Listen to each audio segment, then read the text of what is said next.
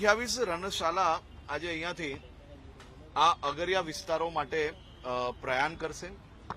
આ રણશાલા એ એક ખૂબ જ યુનિક મોડેલ છે।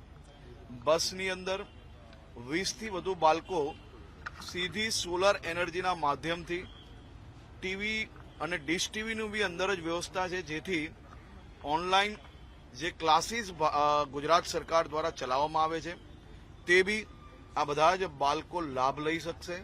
આ બાળકો જે રણની અંદર જેના પરિવારજનો કામ કરી રહ્યા છે, જે ભણતરથી ક્યાંક ને ક્યાંક દૂર જવું પડે તે માટે ભણતરથી દૂર રહેતા હતા, એવા પ્રત્યેક બાળકોને આ બસમાં ક્લાસ થકી આવનારા દિવસોમાં ભણતર આપવામાં આવશે।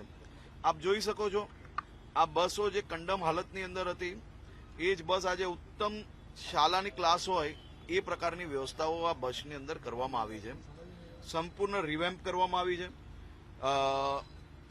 આ જ બસમાં ચારેવ ફસાટ પર જે રમતા રમતા કઈ રીતે ભણી શકાય તેનો બી પ્રયાસ કરવામાં આવ્યો છે।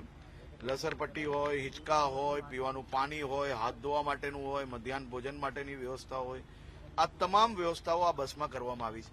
આ એક ઉત્તમ પ્રયાસ ગુજરાત એસટી દ્વારા કરવામાં આવ્યો છે। આજે આ બધી જ બસો અહીંયાથી શિક્ષણ વિભાગને સુપ્રત કરવામાં આવી છે।